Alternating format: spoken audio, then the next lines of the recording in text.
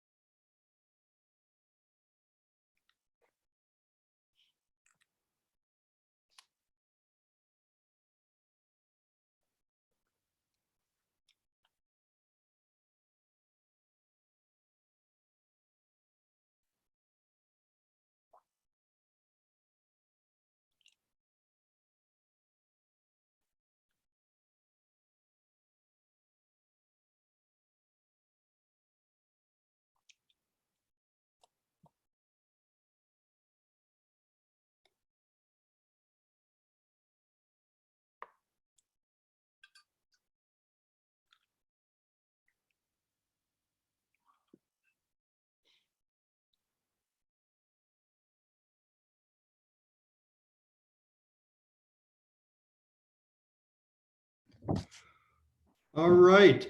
Good afternoon, everyone. Welcome to the Hospitality and Politics podcast. I'm your host, Andrew Rigie, and I am the Executive Director of the New York City Hospitality Alliance. This is the first Zoom town hall version of the podcast that we are doing, and we're very excited to do it, obviously in very trying times and under difficult circumstances, but we're so thrilled that more than 600 people and counting have registered and have joined us today. As you know, the New York City Hospitality Alliance, we are a not-for-profit trade association that represents the restaurant and nightlife industry here in New York City, and we really have been working around the clock the past, time seems to mesh together, but weeks now, trying to support our industry through the devastation of the coronavirus pandemic. And we are fighting for all of you on really around the clock, as I said, but at all levels of government, both at a city, state, and federal level, because we are going to need a massive restaurant rescue and save nightlife plan that is going to address local issues like permits and licenses to much larger issues when it comes to rents, business interruption insurance, where we're going to discuss today, and all of these different issues to make sure that our industry can come back eventually. And we know it's going to take time. We know it's going to be difficult, and there's going to be a lot of damage on the way. But we do know that the nation's economy, New York State, and New York City's economy will not recover unless restaurants, bars, and nightlife are at the core of that recovery. So rest assured, the Hospitality Alliance team, I want to thank them for doing all of their incredible work, making sure that we are fighting for you, alongside you, and helping to lead our industry through this difficult time. So today we are going to have a critically important conversation with John Houghtaling of the Business Interruption Group. He is the general counsel. He has extensive experience in this field. And we're going to talk about policies, why they're not paying, what is the legal strategy, what is the political strategy, because when I speak with restaurant, bar, and club owners day in and day out, while there's various different policies and programs that could help support our industry, the one thing that I continue to hear is the fact that if business interruption insurance policies paid out their claims, it would be the most efficient and effective way to support these small businesses during our time of crisis. So I want to introduce John. I want to thank the Hospitality Alliance team. I also want to thank one of our founding trustees and friends, Ronan Kamenitz at HGR Group, who helped put this together, as well as the many other folks that have put in so much time and effort to support all of our initiatives. Like I said before, since the Hospitality Alliance has been so engaged in all of these different initiatives, when John and I initially connected He explained what his plan and strategy is, why this is so important.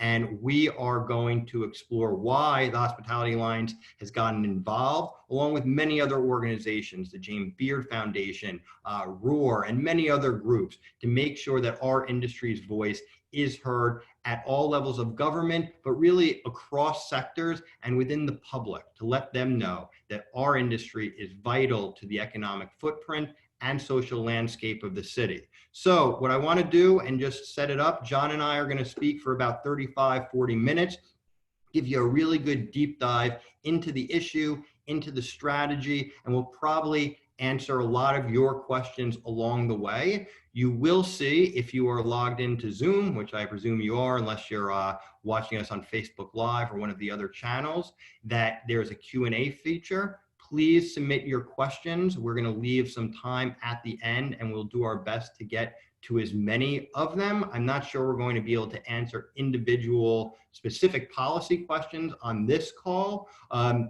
but please submit your questions. We'll get to as many as we possibly can. And then after the call, we will follow up with an email about next steps, what all of you folks can do, along with others who may not have been able to join us on the call. We're also recording this so we can make sure you all get a copy. So, John, welcome, and thank you for being here. Thank you, Andrew. Thank you for the forum. Terrific. So I want to start off at a really basic level. What is business interruption insurance?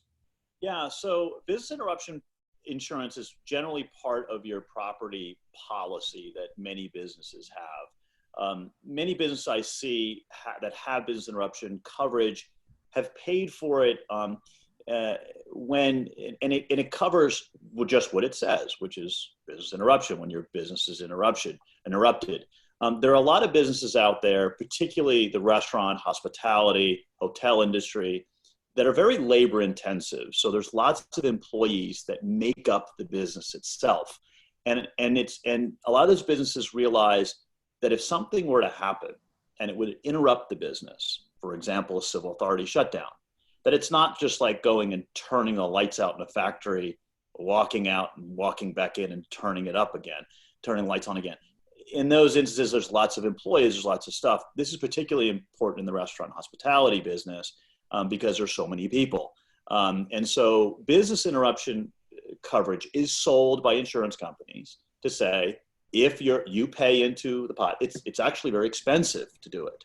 I have clients who've paid over a couple $1 million a year for this kind of coverage. It's very expensive, but it depends on the size of your business and how many employees and people that you have. And so you pay for it. And in these policies, it has specifically civil authority coverage. And that is what is affecting a lot of us, is that the civil authority has actually shut the business down. And in policies, there's specific parts and there's coverages, absent exclusions. There's coverages for when the civil authority shuts you down, so that your business and the measure of the loss is from the time of the shutdown to the end. Got it. So that's what's happened, at least in New York and many places, that government, whether it's your city or your state, have required businesses like restaurants and bars to shut down. In New York City and in the state, we are, as I believe elsewhere around the country, able to continue to offer takeout and delivery. So as I said in the introduction, that a lot of business owners have told me that if this insurance would just pay out these claims, it would be a lifeline for my business. And unlike these programs, these general programs that get thrown together and may apply to restaurants, that may apply to other businesses, we're seeing in the news of there's lopsided, some people that are getting it that may not need it as much as others.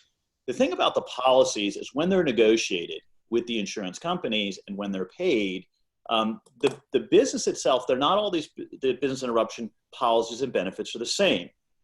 They actually measure your business. They look at your business and say, if you're going to get shut down for 30, 60, 90 days, if there's an extension or something, they actually pay, and the limits are structured specifically for these kind of instances for when it does.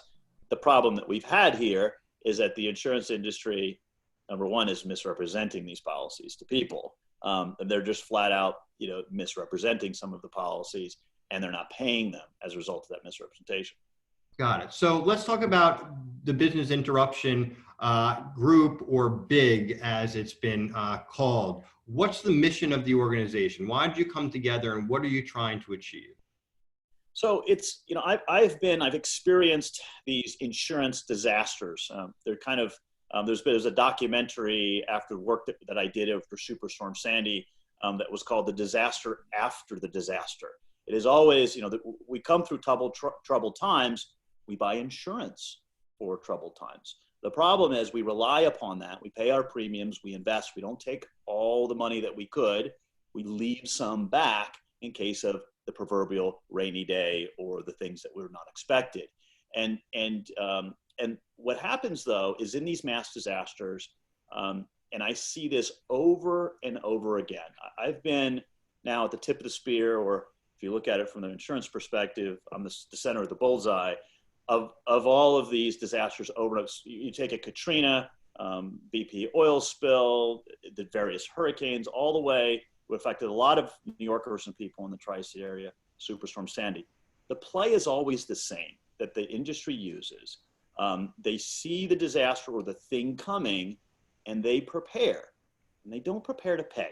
This is the problem. What they do is they put together a three-pronged attack and response to the disaster. And it is not to come, unfortunately, the aids that they do is they don't prepare in three ways to become your good neighbor, be on your side, or to give you the good hands that they promised. What they do always, and I see the same play happen over and over again, almost like that Groundhog Day where the guy lives the same day over and again. I see it all the time.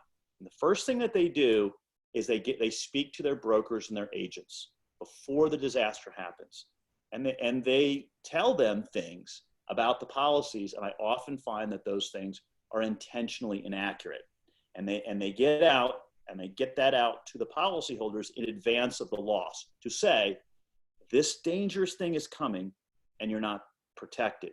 And so I see the first part of this attack is a PR thing that they do. They really do a PR thing, and they do a PR job on people, and they tell them, you're not covered, and here's why, and they make up reasons why. And then what they do is they go to Washington, the second part of their strategy. They use a political strategy, which they go to Washington and they say, we don't cover any of this. This is a disaster area. You need disaster aid. We're not the disaster aid that people paid for. You go here to a federal program. And they rush to Washington with industry, pretending to help them. And then they put pots of money together as a, hey, don't look at me, look at this. And those pots of money are generally hastily put together because they're put together in a disaster time. They're put together in an emergency. They're not often measured well. And then what I see is they do a court action, and they prepare with their lawyers instead of paying the reserves to defend the claims. So what we did is, not over the years of doing this, I've gotten a little bit better at it. I've watched their playbook. It's very well worn, this playbook. And I've looked at it and I've said, this is what we need to do as well as people who are doing this on behalf of policyholders. So when this happened, if I go back chronologically, on the 11th of March is when Italy shut its restaurants down. And on the 12th, the industry came forward with a white paper. It was done by a go-to large defense firm called the Zell firm, and they put out this white paper. And what this white paper said basically was, doesn't matter what your policy says. Doesn't matter if you have a virus inclusion, a virus exclusion. These policies are not going to pay for the civil authority shutdown that's about to happen. And when I read that, I looked at it and I was very dismayed. I have to tell you, I know some of the partners and the people in that firm. I was very disappointed by that memo, because what the memo said was that it actually misrepresented what the civil authority shutdowns were going to be. It said, well, the civil authority is going to be about social distancing. It's not going to be about a dangerous property condition. So they were going to deny, and this was on the 12th of March, that the coronavirus created what we know is truth, a dangerous property condition. So that weekend, I looked at, that was a Thursday, and that weekend I got together and I called, I have a bunch of chef friends who are well known in the industry. I called them all and I said, we have to get together the restaurant industry because they're going to shut the restaurants down first. That's going to be the first part of our economy that are going to be shut down. And when you shut down the restaurants, as you know, Andrew, I mean, the restaurants and the hospitality and the hotel space, this is all together. So if you don't pay the restaurants, it collapses. So we put together the Business Interruption Group over that weekend. And we got together with other chefs and restaurateurs around the country, recognizing that the restaurant industry is 15.6 million people. It's $1 trillion to the economy, that alone. And that we needed to do what the insurance industry did, which is number one, from a public relations standpoint, we need to go and tell people the truth, that the virus was causing a very dangerous property condition and what the insurers were doing. And then two, we also need to go to Washington. We needed to tell those politicians, look, we've paid for coverage, okay? We've measured our coverage. We have it. They're not telling the truth that all policies have virus exclusions. They're not telling the truth about the virus. And then what we did is on that Monday, we initiated the first action against the insurers, going into court and asking for what the law was here, which is what we did on the 16th. And we launched it on that day. So what has been the response from the insurance industry? Clearly, you just explained what the insurance industry has been doing in response to this crisis. Now that you've gotten some really good publicity, there's a lot of organizations like the Hospitality Alliance, but many others that are involved, and you have elected officials that have been introducing different bills, and there's a lot of focus on this issue, and it continues to grow in interest because, frankly, it would be incredible to pay the policies because it would really help these businesses. What has the industry said, the insurance industry said to you directly or indirectly as to what you just laid out for us?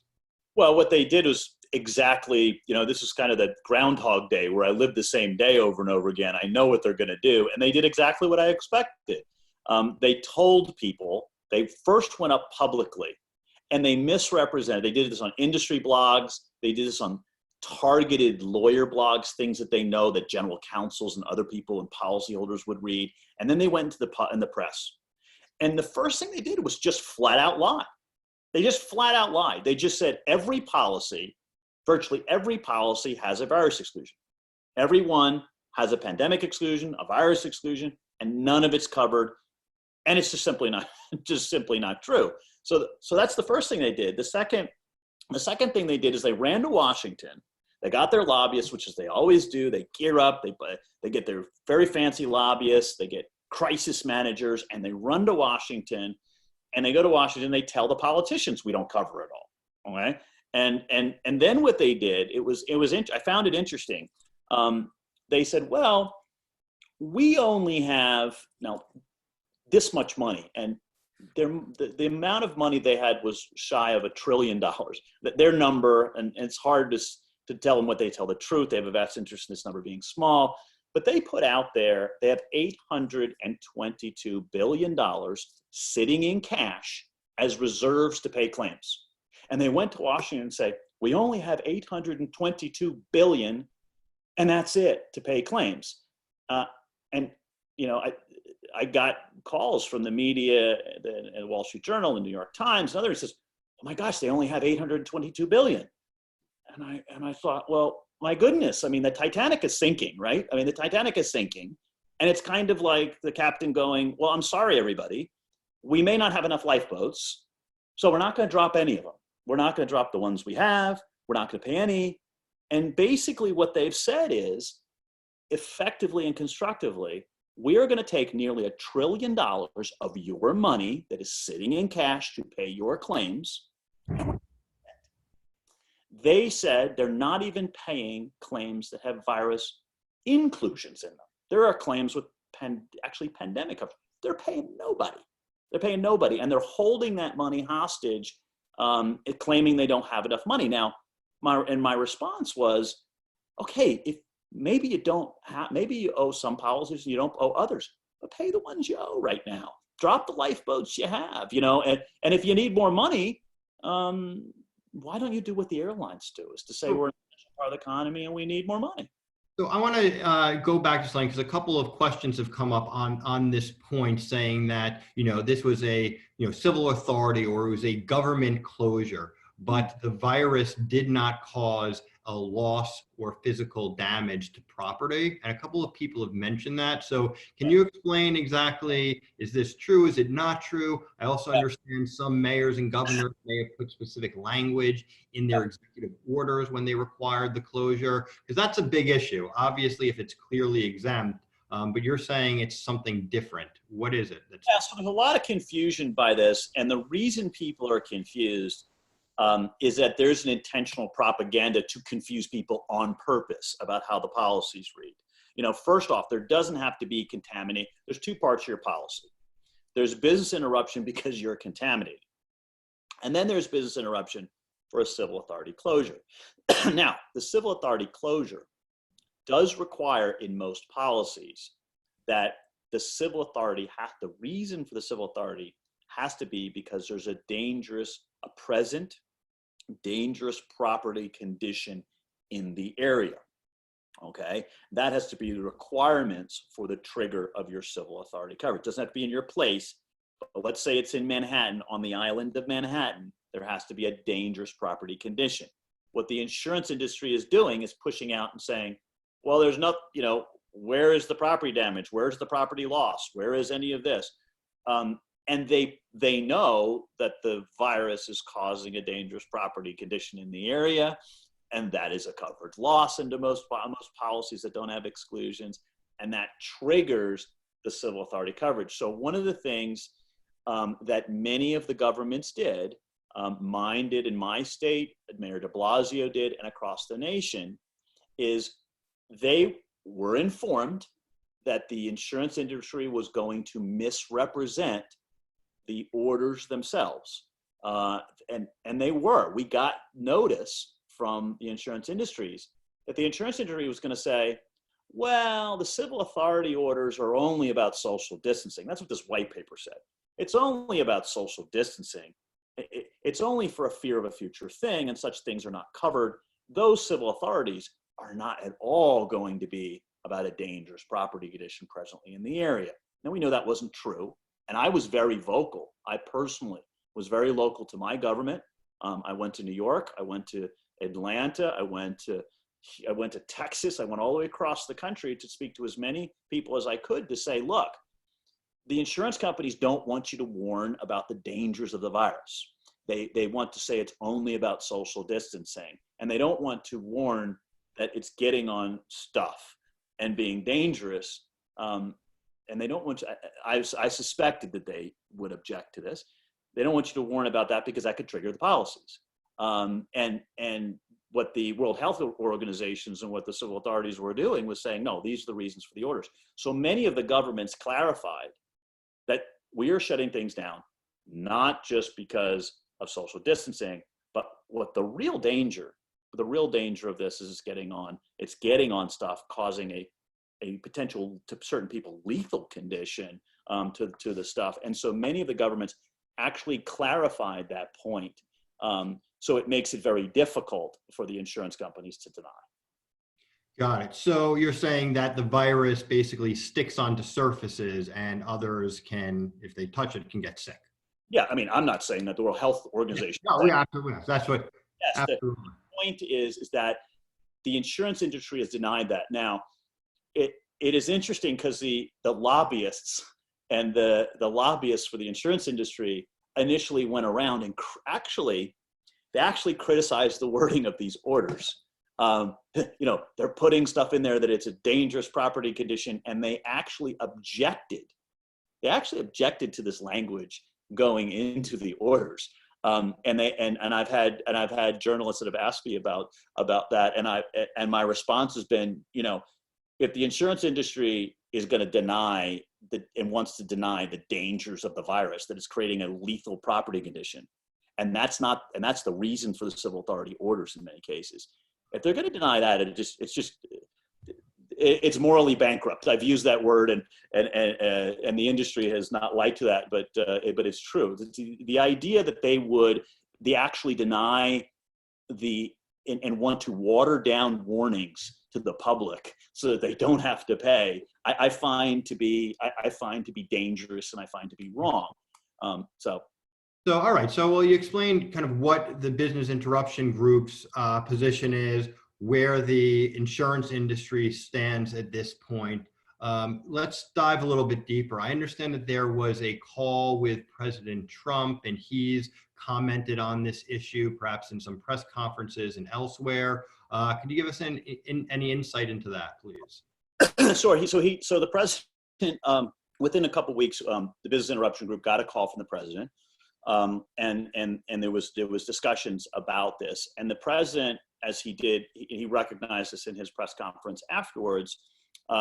Not all policies have exclusions, and it is not right for the insurance companies to collect the money and then not live by the terms of the contracts themselves. And if they don't exclude it, they need to pay those policies. And the president made that very clear, that if you don't have the exclusions in your policy, you can't collect for something that you promised to cover people on and then not cover them. And he made the point, which was the point was made to him, not all policies have exclusions. Okay.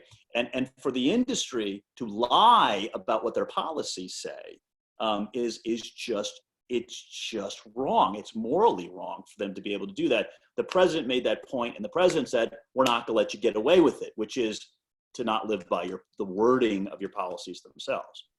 So let's talk a little bit about the legal strategy. I've heard that policyholders around the country are filing claims, have filed claims, and that they've been denied, and now they're taking the insurers to court. Can you talk a little bit about, I guess, BIG's legal strategy, and perhaps a little bit of insight about how restaurant, bar, and nightclub owners should be thinking about their policies, and particularly if they were denied?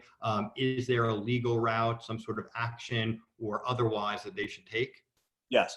So the first thing we wanted to do as part of our, both ways, all three parts, it's the public relations, it's the political, it's the civil action that we filed. We filed the first one. We filed it as a DEC action. It's a declaratory judgment action.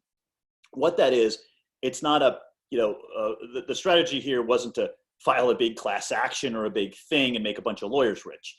The purpose of this was to be very efficient, go into court, and just ask the judge, what's the law? If there's a civil authority order shutting me down, and I have a policy that doesn't have virus exclusions in it, and I have civil authority coverage, we're asking the judge to declare it is not a defense for you to say that the coronavirus ain't a dangerous property condition. That's not a defense. And we're asking the judges to confirm that. We did that with a Lloyd's of London policy, and that has been able to do that, to be able to do that. Now, since then, we filed another with another chef, very well-known chef in Napa Valley. He actually has a virus inclusion in his policy, and they're not paying him. So the point was with these is to make the point, both in court and in the public, is that the insurance companies have policies out there that absolutely 100%, without any doubt, apply, and to make that point. The other part of it, though, is this. There are, and this is what people should know. First, they should know that not all the policies are the same. The policies are written, and I think the insurance industry would admit this. They're misrepresenting that all the policies have exclusions, which is legally, factually, and morally wrong. But what they need to do, people need to do, is they need to actually have somebody who has experience in this read the policy. First, what they need to do is to find out whether or not they have a specific pandemic exclusion in the policy. Now, when you read these policies, they're very tricky to read, okay? And some are clear, some are not clear on it, and some clearly exclude pandemics.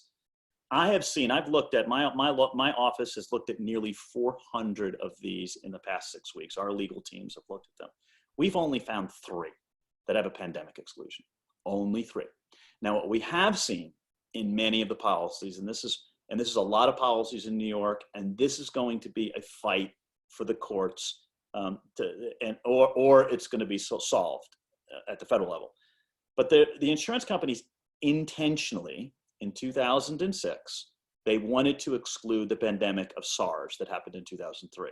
And they went to New York insurance commissioners, and they went to other insurance commissioners across the nation, and they said, we want to exclude pandemics. The thing is, though, they didn't use the word pandemic. They didn't use the word pandemic. They didn't clearly say civil authority shut down for a pandemic, no coverage. What they did is they buried the word virus inside portions of the policy with pollutants and other things, and they put that in bacteria and mold or different things. So they've tricked a lot of people, and the industry does this. They slide in things like fine print to try to sue. They have done this in the policies. That's going to be a legal battle that if we don't have a solution for now, because a lot of people in New York, and I would say a lot of people on this podcast, we have, but there's just watching here, I'm saying there's about 446 people or companies that are on there. I would say every one of you first go through your policy and see if the word pandemic is, okay, and make a note. Then go and see that the word virus is in there and make a note. Okay, if you have a word virus in there, you have the word pandemic, you do have a dispute.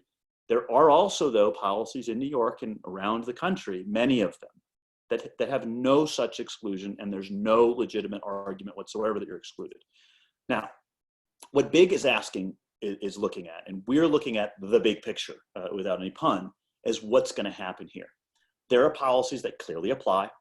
There may be pandemic exclusion policies that are clearly excluded, and there's a whole bunch of them in the middle, okay, that there's going to be battles over. What we're saying to the insurance industry, we're saying to the politicians, we're saying to the public, is say, look, we don't have time. We do not have time. The insurance industry is running out of oxygen really quick. I mean, the restaurant industry is running out of oxygen. Actually, the insurance industry is sitting on a big mountain of cash, nearly $1 trillion, and they're gearing up with their lawyers to fight this and keep that mountain of cash of ours while we're all drowning. But the restaurant industry and others, we're running out of oxygen. We don't have much time. We don't have 5 years to lawyers to fight this. You know, now in Superstorm, and this reminds me, and I have nightmare recollections of Superstorm Sandy, because you know I did 80% of that litigation initially when it was filed, and we did all of this stuff. I ended up getting people's checks. I had that legal battle. We won it, but we won it 5 years later after people lost their houses. And in America, we can't wait. So what we're asking them to do is we're going to the government. We're saying, look, we're asking the industry to come with us, the insurance industry to come with us, saying, look, you are a vital part of our process, and we're going to be introducing a bill, a big insurance relief bill, and we're going to say this. Look, if you have policies, there's going to be some. We're going to fight this, and we're going to do it for 5 years. Some policies are going to win on. Some policies are going to lose on the insurance industry, and lawyers are going to make a lot of money battling all of it for the insurance companies. Instead, why don't we come together now, have the insurance companies contribute on ones they clearly owe, on ones we have a lot of fight that we're going to fight over. Let's save the lawyer fees, right? And let's save the businesses now. And if the civil authority shut us down, and there may be exclusions to fight for, let's fund those policies now. Let's get those policies and the measure of need that they paid for. Let's get that paid out. Let's get the industry up and rolling, and settle it now, and not 3 to 5 years from now with class action lawyers and all of this other stuff. So that's what we're asking for. And what's the response? So you've spoken with legislators. I know you've spoken with the industry about this. I mean, it seems to make sense, because this is not a isolated issue where it's impacting, one community and, they'll deal with it. This is really a nationwide issue. And I mean, for most of the people on this call are from New York City, like, this is devastating. And I keep even saying about the insurance companies, it's like, we are going to lose businesses. And if these businesses don't come back, then there's not going to be businesses to pay those policy premiums in the future. And like you said earlier, our industry is the backbone, and whether it's, where we get linen, where we get our tomatoes from, our beer, our spirits. I mean, there's so many other industries that rely on a vibrant hospitality industry to succeed, which feeds into why I said earlier that our nation and our city won't recover if our industry is not at the core of that recovery. So my question is, when you have these conversations, when you bring up this issue to government officials or those in the insurance industry, what kind of response are you getting, if any at all? Well, it's interesting because everyone I'm talking to across America, and I currently represent some of the largest companies, Fortune 500 companies, Fortune 100 companies in this, and there's many of them in the hospitality space, hotels and others, and everyone says the same thing. If we have a dispute, let's not argue after there's literal and figurative deaths that are happening. Let's argue about this now. Let's come to the table as Americans now, because every business in America that has this coverage is facing this issue, every single one, and every employee, which is millions and millions of people that work for businesses that are employed, that have this coverage. This coverage was purchased to keep them on staff. We all are in this together. There's only one industry, and an industry I'm seeing everybody. I'm seeing both sides of the aisle, from the White House, from the president himself. We've heard it from the president himself, to people on the left part of the Democratic Party, to in the middle, conservatives, liberals, the politicians, Senate, House, every single person I talk to, big restaurant groups, small industry and hospitality, hotels, everybody says the same thing. Of course, let's look at it now. And if we have some that are clear, let's get those paid. If we have some that we have arguments about, let's find a solution for them too. But the industry is refusing to talk. I haven't had a single phone call from any of the lobbyists or the crisis, but they went out and they hired lobbyists and crisis managers, and they're in Washington right now. And unfortunately, and I'll find this is a great unfortunate, and I won't say this about everyone on the other side, but I will say that there are a lot of people that will make a lot of money by defending a $1 trillion hoard of cash and not paying it out. And there's defense firms around the globe right now that have the potential biggest payday in the history of civil litigation if they can tell their clients, the insurance companies, don't pay it now. We'll fight it. Let us fight it. Because they're going to make a huge amount of money, because this is going to be the single biggest. I told my staff when we filed this, our law firm, as you may know, initiated and filed and led the tobacco litigation. And with that $246 billion settlement, this pales in comparison in significance. That was one industry and one what's appeared to be long. This is everybody. But there's a lot of money to be made by sitting on a hoard of cash like that. So what we're doing is there is a conflict of interest, I believe, in assessing the risk now versus later. It's interesting on Wall Street, on any business person, you can look in the future and assess risk. I can look right now and say, there's going to be times the insurance companies are going to win on certain policies. I can look at policies right now and say they're going to lose on them. There's actually funds right now that are doing this. Why doesn't the industry do that? And the answer to that question is that people giving them advice, potentially have a conflict of interest. And that's wrong. That's not American. We need to come together. We're at war here. We're at war. And if we stop, we got to save our businesses and save our economy, we need to sit and we need to come together now to be able to do this. And if we don't, in New York, it's very interesting, and we are seeing around, New York is really a center. They talk about New York being the center of the world and the rest of it, the center of the economy, and it's Wall Street and everything. And we have having the New York Hospitality Alliance to support and join the Business Interruption Group is important. We just had, but it shows that we're together.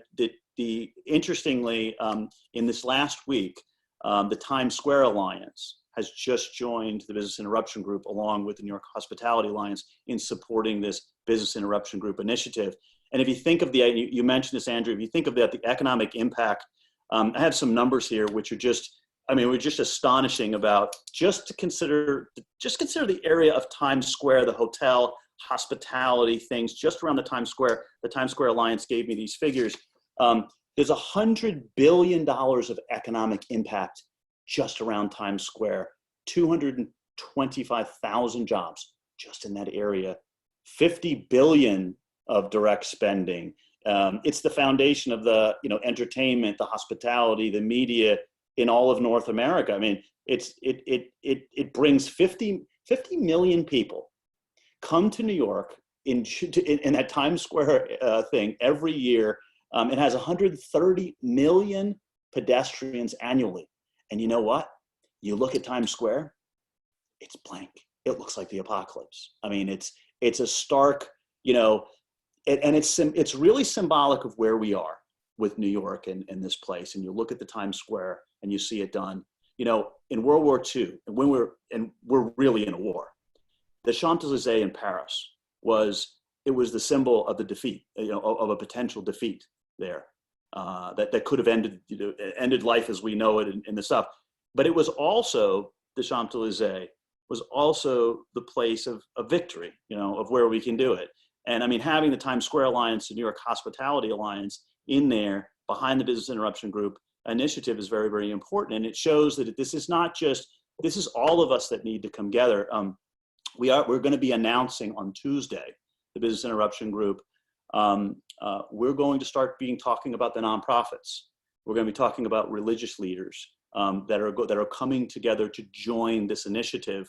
There is a member of the UN, and whatnot, that is going to be coming out and really discussing that to deny these claim reserves right now is really a moral issue.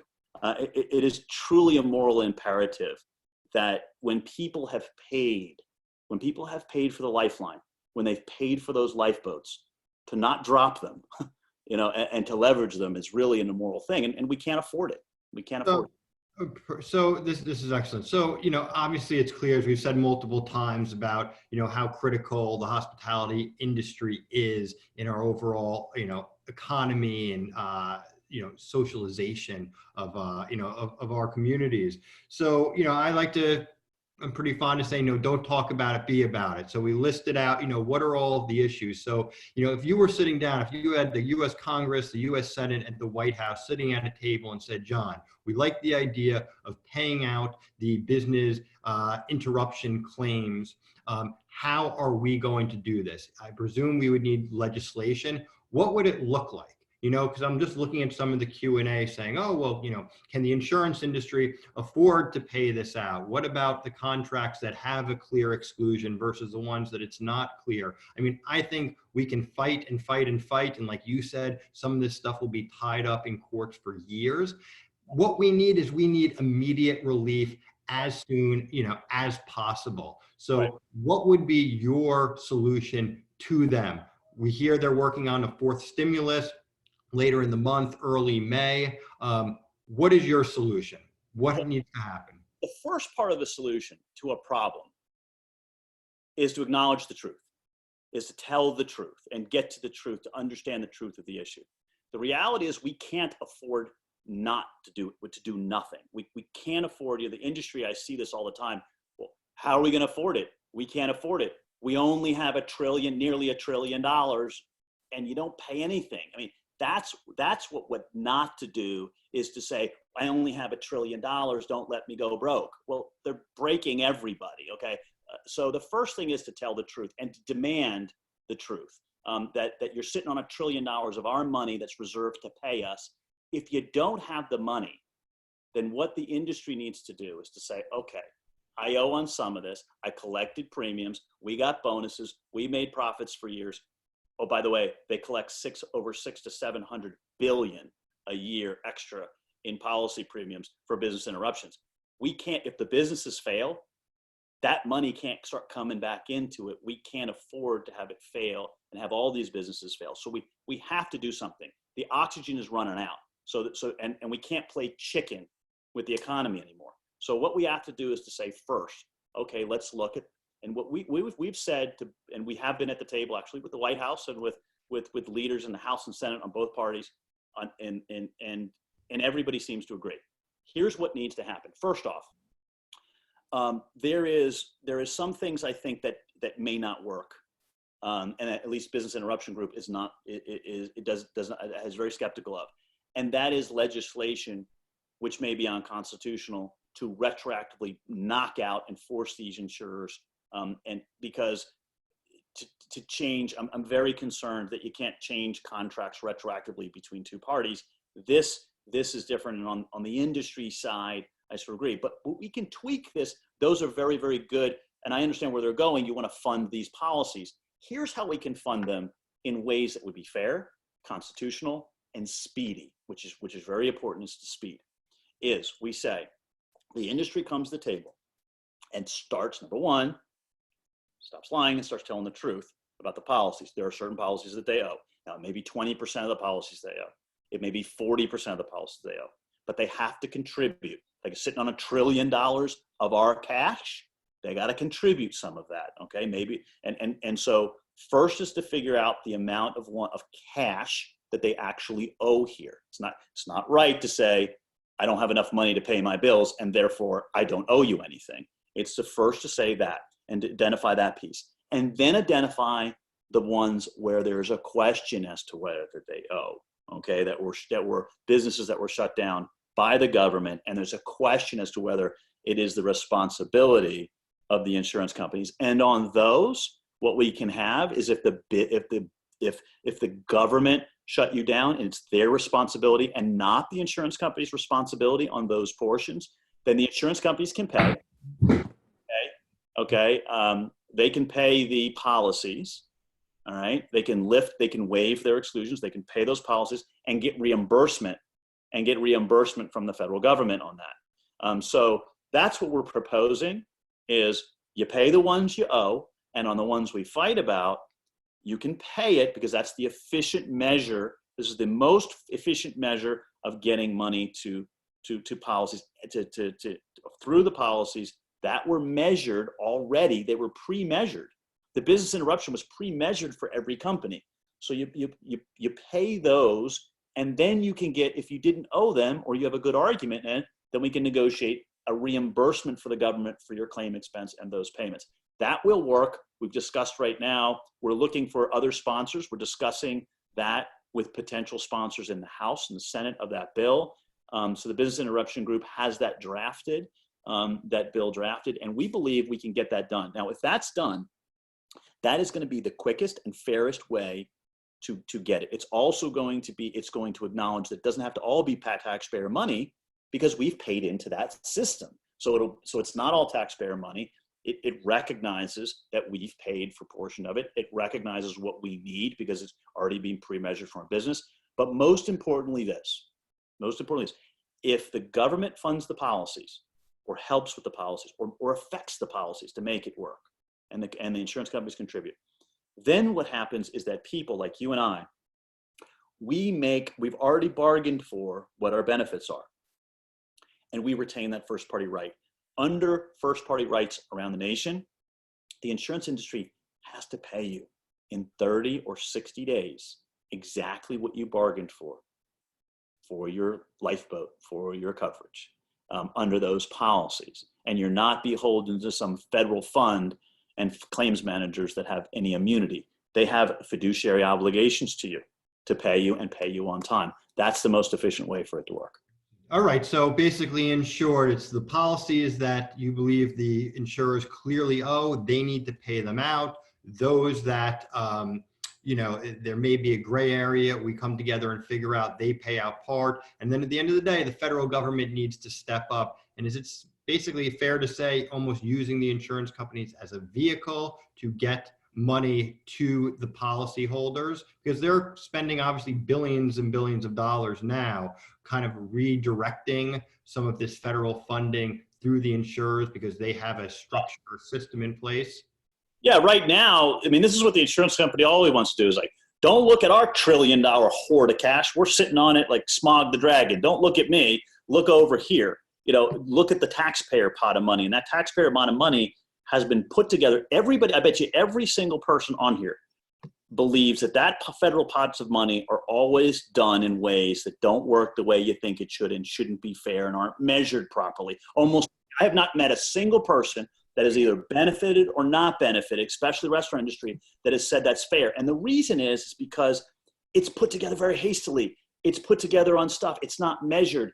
John, the exact example here The exact example is with the Paycheck Protection Program, where in theory, perhaps it would be good, but there's so many reasons why it doesn't work for the restaurant industry. We need to hire back our staff to approximate pre-pandemic levels by the end of June to allow the loan to be converted into a grant. It doesn't make sense. We don't know when we're going to be opened up again. And when we are reopened, we have no idea what consumer purchasing behavior is going to look like. So when you build a new massive program, even if you have tons of smart people doing it, there's always going to be unforeseen consequences. So it goes back to why I think what I said to you earlier is a very valid point, that there is a structure and system in place to pay out claims to businesses for business interruption. So I want to get to some, well, last comment, and then I want to get to some of these questions. Your point, Andrew, is yes, there's that mechanism, but I can make 2 points about that mechanism. Sure. First is how that mechanism, the details, the devil's always in the details, right? You can have a big pot of money, it sounds really good, $2 trillion, but as we all see, where's the devil? The devil's in the details of how that's measured out, and more importantly, who measures it, who gives it out. Now, if it's your insurance company, one thing happens, the measure, you already know about it. It's already measured specifically to your business, and you've paid into a pot for that, okay? So there's fairness on both sides there. But number two, if you claim on your under your insurance policy, and your insurance policy doesn't do the right thing, or they take the money, or they keep the money, or they delay the money on purpose, then they have potential liability. Here's what the insurance industry wants, okay? Number one, they don't want to look at, they want to keep their entire $1 trillion hoard of our cash and not let any of it go, okay? And then they want us to do, they want all of it to be taxpayer money. But there's one more insidious part about this. If they then get to manage these, because the insurance companies, they're management firms, they'll still be in the mix. They want to manage a federal pot of money. And when they manage a federal pot of money versus managing our money and our claims reserves, when they manage a federal pot of money, those claims managers get federal immunity. Literally, if they mismanage the money and they literally commit insurance fraud with that money, they get immunity because they manage a federal, and that's the game. If those of you who lived through, and many of us lived through Superstorm Sandy, you may have seen my claims on 60 Minutes and on Frontline and all that stuff. I literally had to get Eric Schneiderman. They were forging documents to keep that federal 905P pot of money together. Engineers were literally forging documents. I had to get Eric Schneiderman to arrest the guys, you know, and to play out on 60 Minutes on Frontline in order for people to be paid. And I had over 50 New Yorkers in the tri-state area lose their homes before they got their money. Okay? And that's, we do not want to start happening with all the business in America. Got it. So what would you say? So there's a lot of obviously businesses in New York and city, and they say, you know, we do have an exclusion. What do you say to that? I guess one, from a legal perspective, you know, if they're taking out their policy, and I think you said it earlier, but it would help to reiterate because there's a bunch of questions. What should they be looking for, one? And then two, as part of BIG's mission, because some of these policies do exclude, the direct answer is we need to go to the federal government and basically get them to backstop the insurance companies in order for them to pay out the policies where there is an exclusion? Yeah. So what you should do is first go through your policy and do a word search. Sometimes you can put it on your thing and you can do a search for the word pandemic. Okay. Those are one. Next, you're not going to find many of those. Not going to be many people. I've gone through about 400 of them. There's about 400 people just on this thing. You're probably going to have one, maybe two that will have that. Then people need to see virus. And now if virus appears in there on the policy, you need to see where is it in the policy. Okay. Now this is going to be fought about whether the insurance companies, they should get a pass for the intentional fine print that they put in this to trick, you know, a lot of people thought it's the virus is when they're talking about it's, you know, in parts of the policy they're thinking about in the restaurants, they're not thinking about pandemic. And so the insurance companies intended that to not highlight the fact of what they're really doing. That may be a battle. If you're in that category though, and you do just not have virus in it. There's some that are ambiguous, and legally, there's other parts of the policy. There's lower limits of contamination, others that may apply. So this is very tricky. I can tell you, I've spoken to Fortune 100 companies and general counsels who have missed some of this. This is very, very technical. So you want to get somebody that understands the policies and how they work and get advice on that, because you may have a policy also that has a word virus in there, but there may be another trigger in the policy, because not all these are same. The ones that do not, and the ones that do not, and I would tell you, the ones that have pandemics exclusions and the one that has virus, you should be trying to push on the insurance companies to pay the ones that don't. And here's why: because it'll benefit you. Because if the insurance companies, and this is what I'm pushing very, very hard, I'm talking to attorney generals across the nation right now about doing advisory opinions. And I believe we're going to start having this, start pushing the insurance companies that they owe the policies they want. Because if the insurance companies, if they start to understand by our chorus of voices that they can't lie and that they owe a portion, then they will start coming to the table if they know that they have to pay a portion, and we'll have a settlement. If we allow the lobbyists and the crisis managers and all the people to misrepresent everybody's policy, and that we don't have anything to do with this, and then take that hoard of money and hand it to lawyers and lobbyists and crisis managers for the next 5 years, then we're not going to have a soon solution. Lawyers are going to make a lot of money, and the businesses are all going to fail. So if we're all, I would say, no matter where you are, join the Business Interruption Group, share it, take it, share it to your other alliances, the New York Hospitality Alliance, the Times Square Alliance, together, because this is growing. This growing movement is being watched. There are people on this podcast right now from the insurance industry that are watching what we're saying and what we're doing and how we are growing. Where New York goes, the world goes, okay? You're the center of economic activity, literally, in America, and the largest economy in the world. You speak loud and people will hear us. Great. So we have about 10 minutes, so I want to do some rapid questions. I do want to say, and I'll say it again at the end, we are going to follow up with an email about getting involved with the Business Interruption Group, with some social media postings as well that you can get out. But here's a question. If someone has not yet submitted their claim, because it's asking for them to specify whether it was a result of direct physical loss or damage to property, how do they respond? Well, first, what I would do, if you're a New Yorker, you send them the order of Mayor de Blasio, which very clearly says it. And I would, look, there's different things. If you've got a significant, and these are significant to everything, you want to consider whether or not you're going to have somebody do that for you, or whether you do that yourself when you answer those questions. Understand that you're not talking with an insurance company when you send those letters. You're talking to a giant, sometimes multi-billion-dollar third-party administration firm that's got lawyers, it's got people that are looking to trip you up. So you need to first understand that, and so you want to be careful on what you say to them. They're denying all the policies, by the way, even policies that have pandemic inclusions. So there isn't a single thing you're going to say to them right now that is going to make them pay your policies. But what they will do is they won't. What the strategy is now is there's a thing called a soft denial. We don't think you're covered, but we're still investigating, and they're trying to draw you out and get a trick you into some things. This is what they do. They pull in that rope to try to find a trick there that they then get you, because and all these questions, understand, are crafted by very smart lawyers that are asking these questions. But I would say to them, first off, are you admitting or are you not admitting that the coronavirus causes a dangerous property condition in my area? Because if you are denying that, there's not any more else that we can say.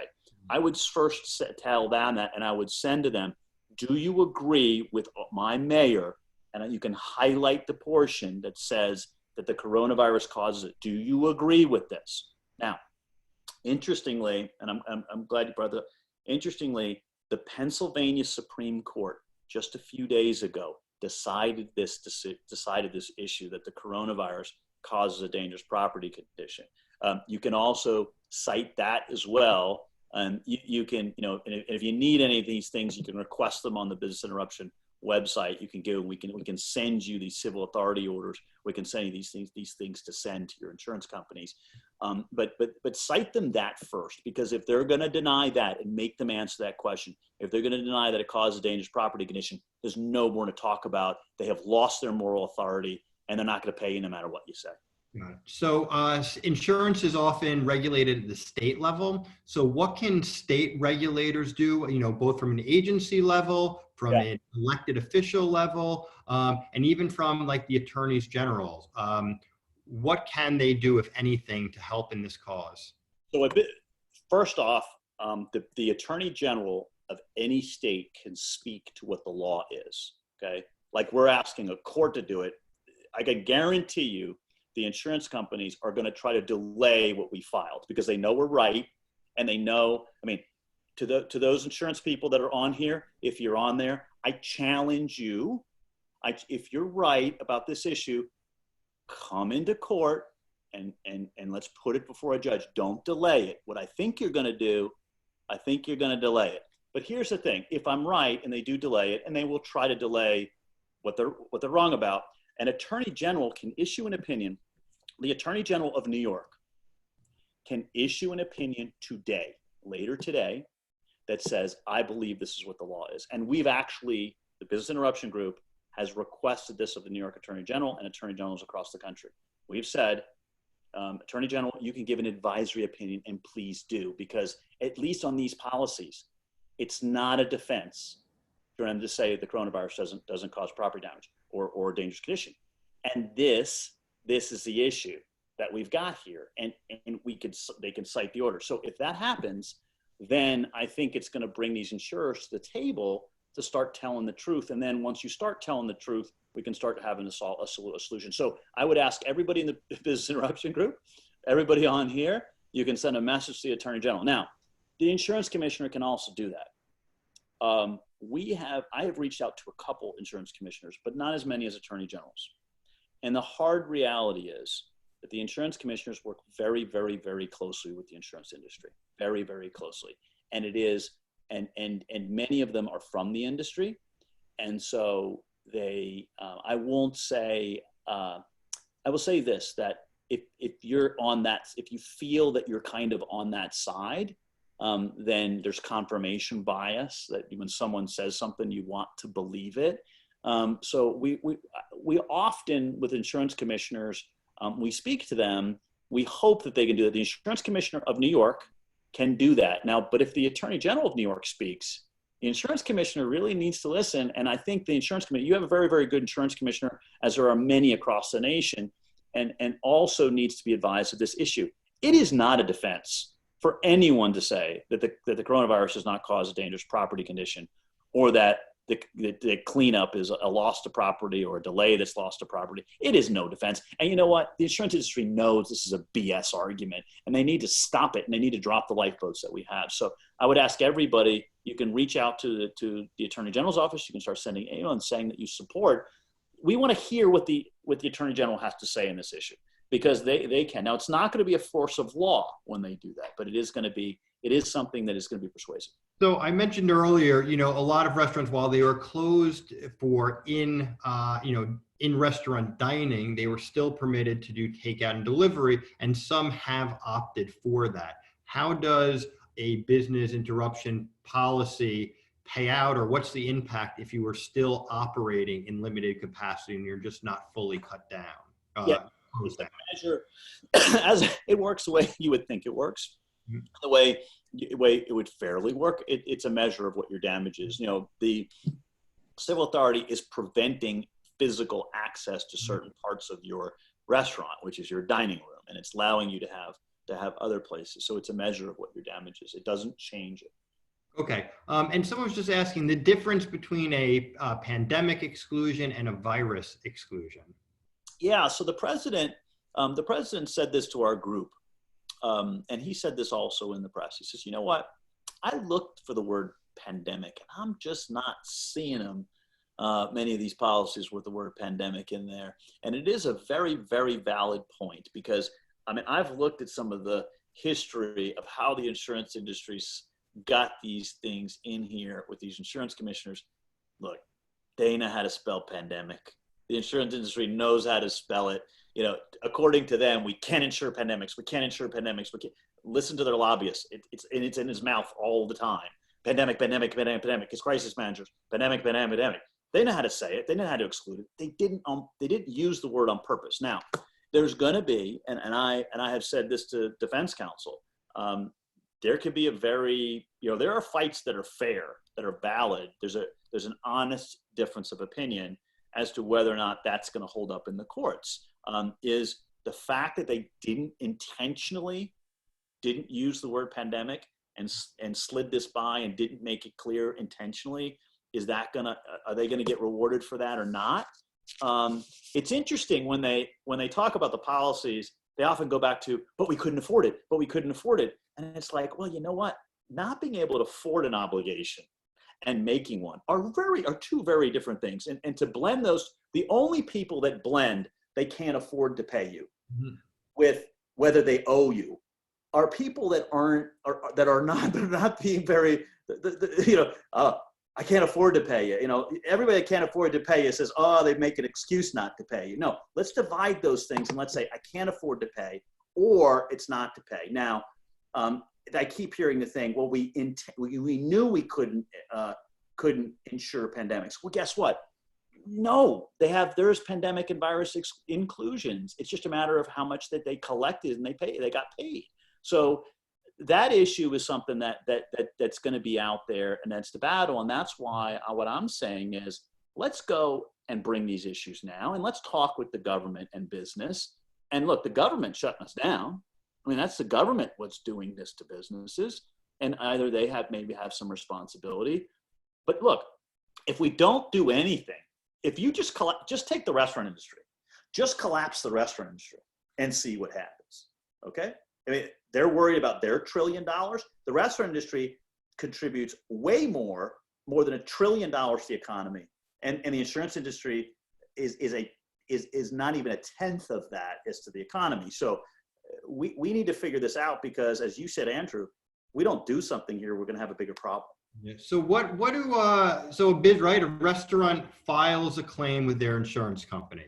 And they basically just sit on it. They haven't denied them, but they haven't said that they're going to pay it either.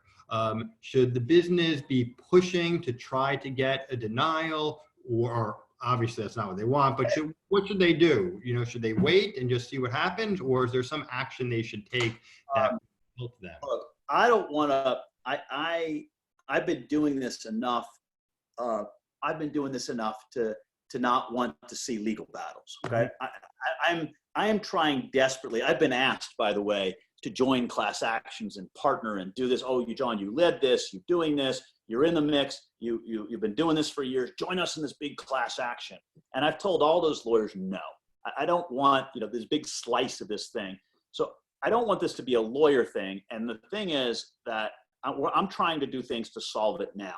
I think what they need to do is, yes, if the only way you're going to get paid absent this political movement working is by battling these guys in the courts. So you need counsel, unfortunately. Now, I hate to say that, because I don't want to see all of this money wasted in litigation.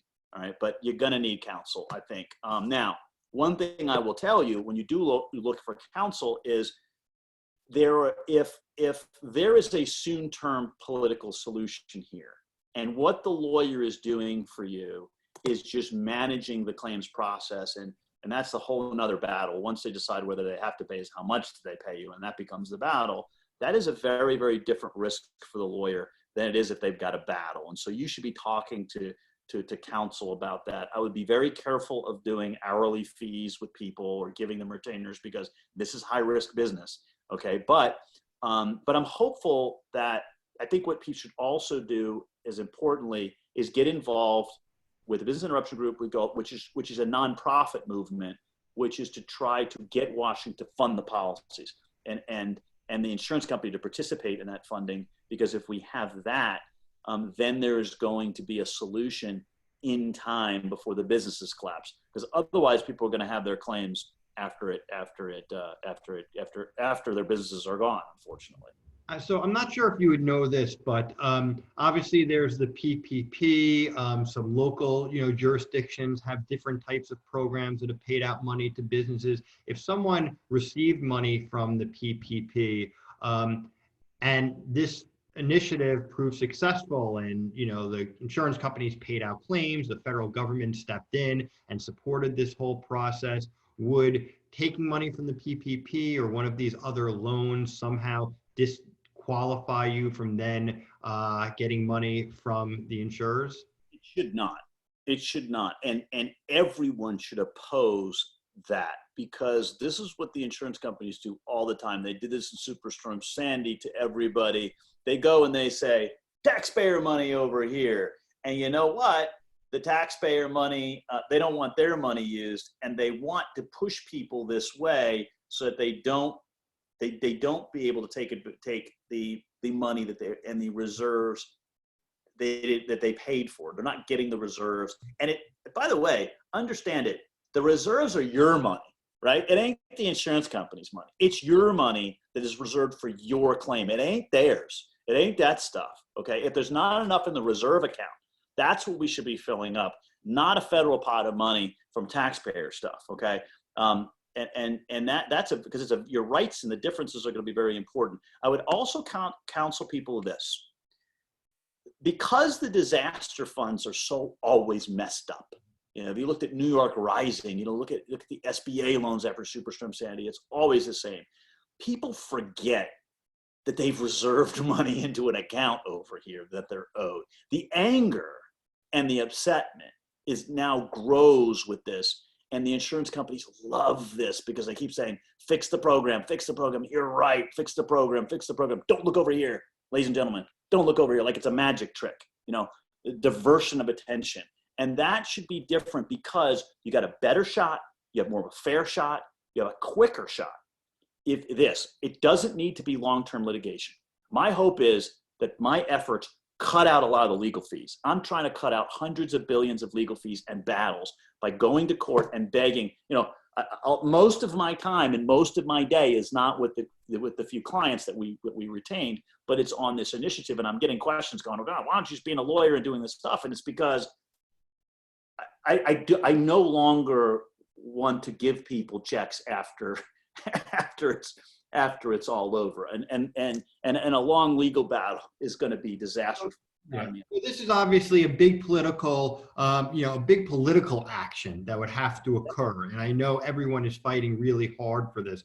But on the legal aspect, if a business is denied a claim, should they be looking to file a lawsuit on their own? People have asked, well, if all these businesses are being denied claims, should they file a class action?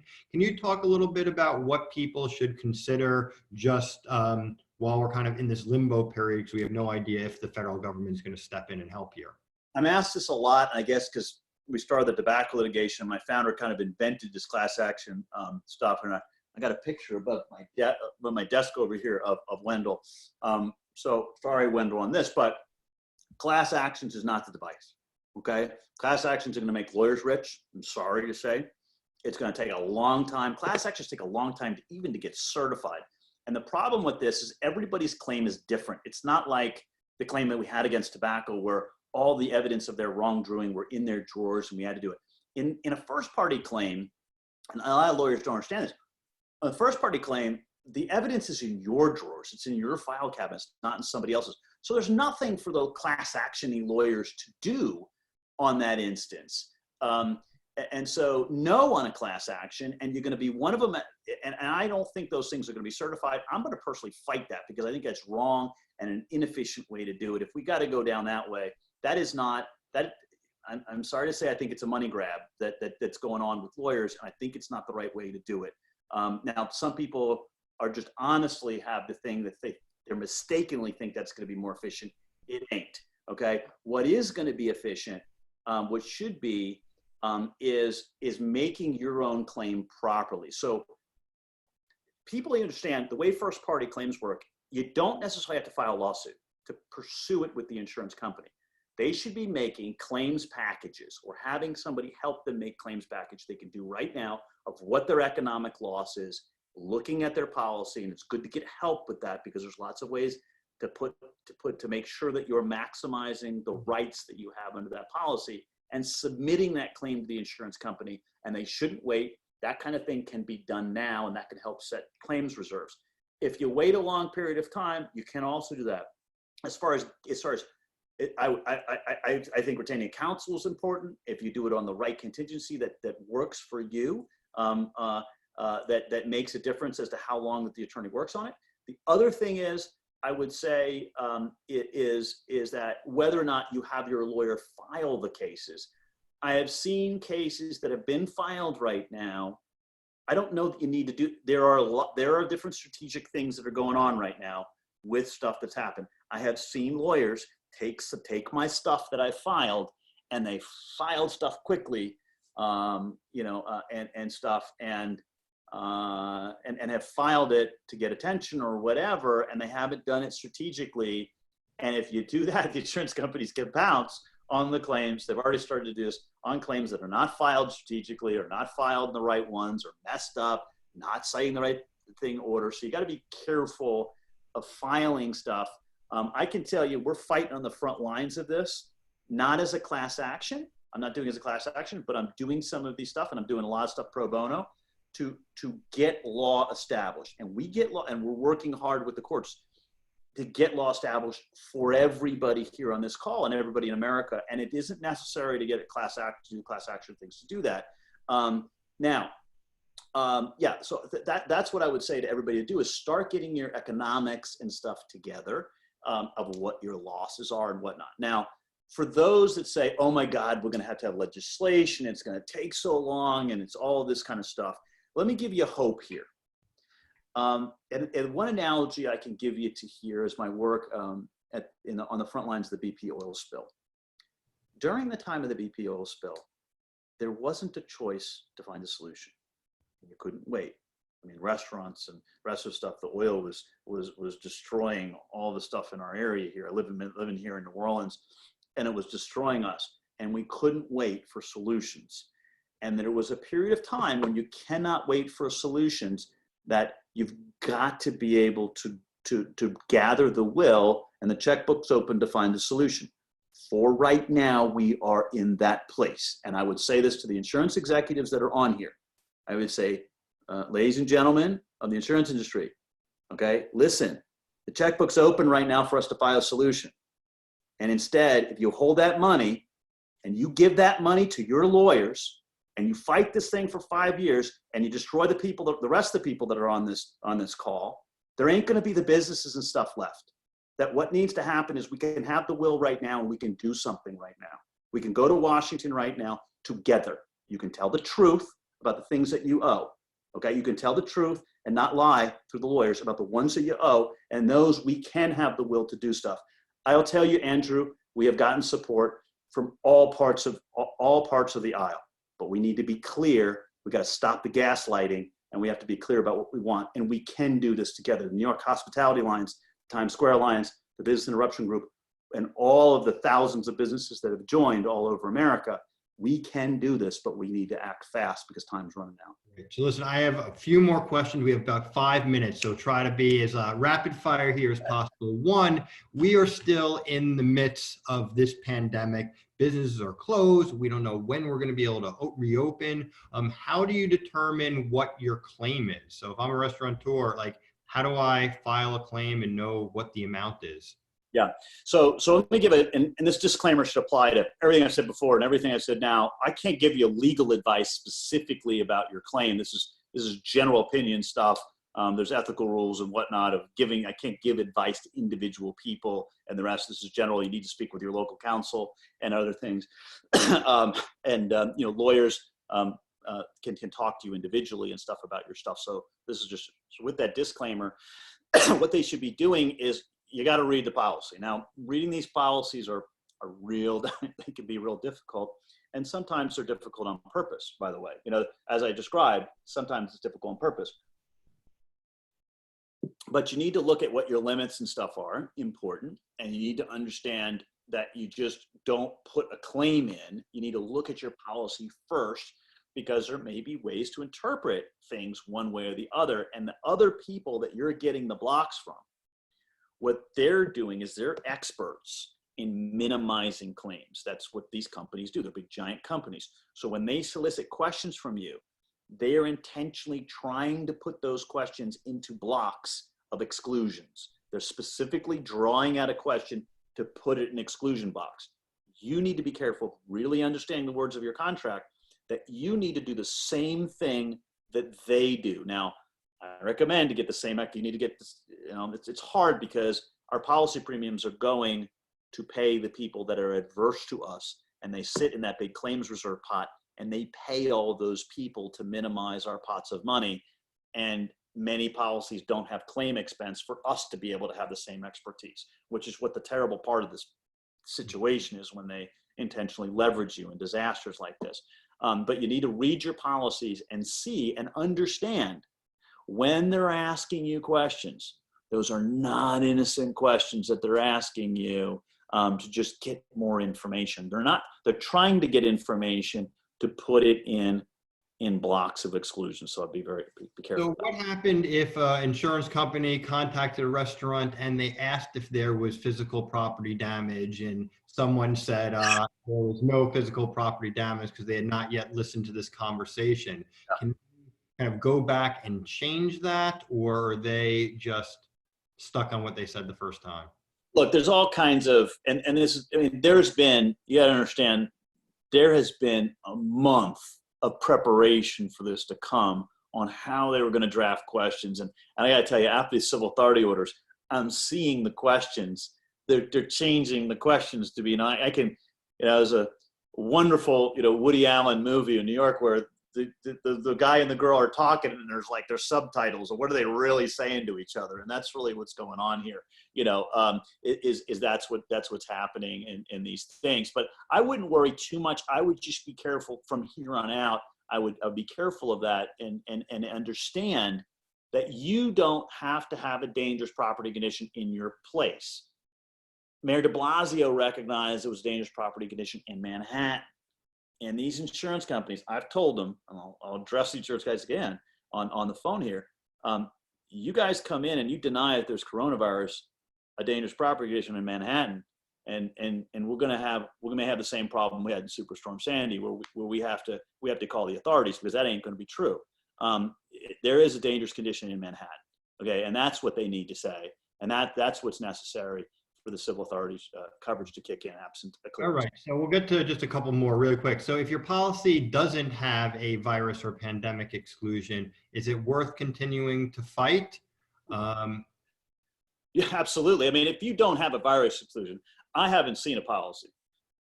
I can't give the questioner. I haven't seen a policy that is not full, that not have full coverage if they do not have a virus exclusion here. And anything, that's one thing I got to come out of this thing. You don't have a clear virus exclusion. This is got to be general advice here. You got to talk to a local lawyer. You got to talk to different things, or speak to a lawyer individually that understands this stuff. But that lawyer is likely going to tell you, if they know this stuff, you have coverage. I mean, this is, all right, there's nothing 100%. I don't know that I'm going to make it 100% to the end of this podcast, but absolutely, you got coverage, in my opinion, if you don't have the exclusions. Great. Someone just wanted some clarity on something that was said. Should a lawyer help you submit your claim, or you should only work with a lawyer if you're taking some sort of legal action after a claim was denied? Yeah, I mean, I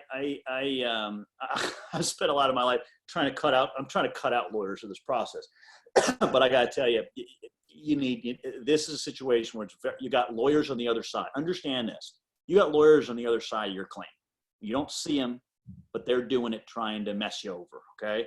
And I think my advice is always, don't go to the field with they have players and you don't. And I think you do. You just got to find a way in that, and that's unfortunate because, but I think that yes, you need legal counsel, or you need a public adjuster is another way to go here. Public adjusters, by the way, can charge a percentage, like a lawyer. They can be less than that, although lawyers can also act as, they can charge a low percentage also, depending upon the risk and the things that they're doing. Great. Someone else was just asking, would companies be obligated to pay policies based on 2019 sales or your 2020 sales? Where would basically the baseline to determine what the loss is? How would that be calculated? One of those crummy lawyer answers, depends, right? It depends on your policy. It depends on your thing. But I got to tell you, on the other side understands this really well. It ain't black and white. And that's why they got really professionals on the other side to try to minimize the benefits and stuff. And you need to understand that if you're as good as what they are in being able to do it, you can balance that minimization. All right. And about how long would policies take to be paid out? So say this was to happen, right? Say everyone came together and said, this is a massive, massive crisis across our nation. We recognize paying out business interruption insurance policies is a way to help save the economy. This is the vehicle to do it. How long do these things take to play out? Because we've seen, with the PPP, you submit the loan, then when are you getting the money? And like with everything else, time is money. And right now people have no time and they have no money. So what's usually the time frame in your experience with Katrina, Superstorm Sandy, the tobacco? Like when does the money start flowing and getting to businesses after the decision is made? So it depends if it's a federal fund. Okay, if the insurance companies succeed in making a taxpayer fully funded fund where they don't pay anything to and they have immunity, 5 to 7 years. Tragic. Now, on the flip side, if you have first party rights, in some states, depending upon once you get all the evidence in, you have to have a check on your desk in 30 days. On your desk in 30 days from all the evidence going in, according to some first party statutes. In most states, it's 60 days. So when the moment, and here's the thing, and this is what's important on first party stuff. If you have all the evidence in to the insurance company in the right way, that triggers a time clock in most states. It's a countdown, and they have to have a check on your desk. Now, what they do is they try to not have that time clock start. So they say, oh, we're still investigating, we don't have enough information, and they try to not have that time clock start. But a good claims manager, which can be a lawyer, a public adjuster, that's as good like their side, they can short the time frame. I've got eight-figure settlements within 29 days on my desk. Okay, if you do it properly, now in some states it's 60 days. Now New York has a difficult laws. I represent over 1,500 property owners in New York, and I co-led that litigation as the liaison counsel in that thing. And I got to tell you, it depends. That was a federal fund that I had to fight against. Okay, and I literally had to get the attorney general to arrest somebody in order to get them to pay, and it took many years. We got claims reopened in that. We got 144,000. As a result of my litigation, I got 144,000 families reopened in that, but it took a long time, so it depends on the thing. But you can, that's what's so important of this mission, to get the policies funded, because then you have first party rights. Now, New York is a little bit difficult. New York doesn't have exactly that same time statute, but what it does have is this. If you explain to the insurance company, if you don't pay me on this date, and that's 60 days afterwards, my business is going to go down. And here's what's going to happen to my business. And then they don't pay you when they should, then you can pick up those compensatory damages as penalties. And I got to tell you, people don't pay, they're not going to pay on time unless they know that there's a penalty. So part of the art of this is to not only to give them all of your evidence and to make sure that they have a deadline after which it's going to hurt you. And for you to express that now, so that if later they blow the deadline, they have, and if they know that there's real penalties, the reason I'm getting that we get these checks sent on the ones where we can. Now this has got a trigger that we got to get over of liability, so it's going to take longer. All right, John. Oh, I got 1 minute left for you for closing remarks, and I got a couple things to say. But if you wanted to leave this audience with one message of what they can do, how they can do it, and what we can all do collectively moving forward, what is that message? Number one, join the Business Interruption Group, the New York Hospitality Alliance, and New York Times Alliance, if you're part of it. Join these organizations, because right now it'll affect. Number two, send a letter to the Attorney General asking them, or send an email saying, we want this, we think this issue should be decided as to whether it should be damages. whether the coronavirus causes a dangerous property condition. You do that, your Attorney General speaks, and something will happen quickly.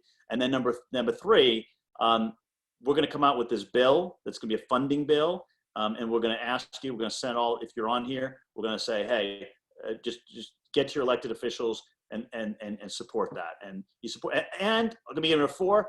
Check your policy. Read it. Don't listen to what they say. Read the policy, because they're not telling the truth about what it's saying inside most of these policies.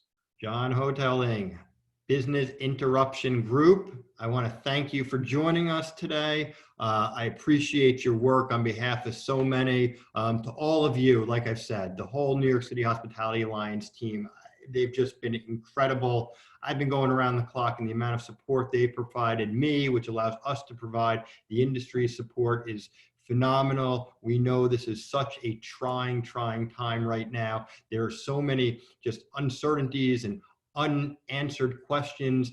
And our president of the New York City Hospitality Alliance, Melba Wilson, was on 60 Minutes a couple weeks ago, and they featured her, and something she said just stuck with me. She said her grandmother used to always say to her, you know, honey, this too shall pass.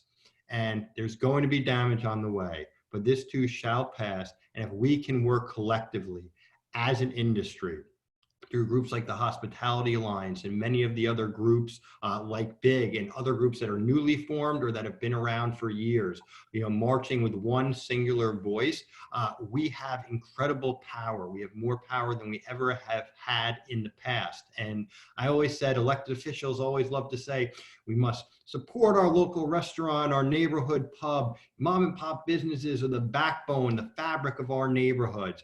But then so often they're the same ones that pass policies that make it more and more difficult for those exact types of businesses to survive.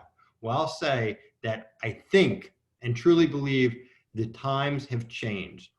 We have leverage. People recognize that your neighborhood restaurant, your bar, your nightclub, it's not just some business that's here or there. These are the fabric of our neighborhood, and we need to channel that vitality that we have and get our message clear. And the insurers, our federal leaders, our state leaders, our city leaders, and the business community, and frankly, everyone that just loves going out for a great meal and a great drink, need to come together and make this happen. We need to get policy claims paid out. We also need to fix the PPP, and we are fighting tooth and nail to do that. Extend the forgivable loan period to the end of the year to hire your staff back, not June. Allow more than 25% of that PPP loan to go to rent, utilities, and other expenses. And as you've probably seen, the Hospitality Alliance and many other groups have long, exhaustive lists of the big issues to deal with rent, to deal with insurance, but also just deal with sidewalk cafes, capping third-party delivery fees at 10%, and all of these policies. There's going to be some overarching policies, but there's going to be countless more minor policies that need to be enacted, both in the immediate crisis, the midterm, and the long term. And the New York City Hospitality Alliance is so committed, because it's in our blood, to support you and work through all of this. We are going to follow up this conversation with an email in the very near future. I think we can put a link to Mayor de Blasio's executive order. We can put information about the Business Interruption Group. You can always respond back with questions, and we'll do our best to answer them. Again, as we've explained, some things are very kind of case and policy specific, so we may not be able to get into that, but I want to let you all know that we are here. Sorry we couldn't get to all of your questions, but get involved, stay involved, don't talk about it, be about it. We are big, the New York City Hospitality Alliance, and all the other groups that were mentioned. I want to thank you all for tuning in today. Let's do this together, and hopefully we can get legislation introduced at a federal level, which will then give a system to you to make it very easy to contact your elected representatives and everyone else. So make sure you're engaged in both city and state issues, because they're all critically important, and also at a national level, because we need to hit this from every single angle. Because as I said before, and I'll continue to say it, our economy, both on a national, state, and city level, will not fully recover if our industry is not at the core of it. So I want to say thank you, stay safe, stay healthy, John, the Business Interruption Group. I mentioned Ronan earlier, the Hospitality Alliance team, our board of directors, all of our members, and all of you. Thank you. Peace. And we hope to see you sooner than later on the other side of this, inside a restaurant, a bar, or a nightclub, or all three. So long, everyone. There'll also be a live recording. Well, it won't be live, but a recorded version of this conversation that we'll send out. Thank you, and we'll talk soon. So long. Thank you, Andrew. Thanks, Jim.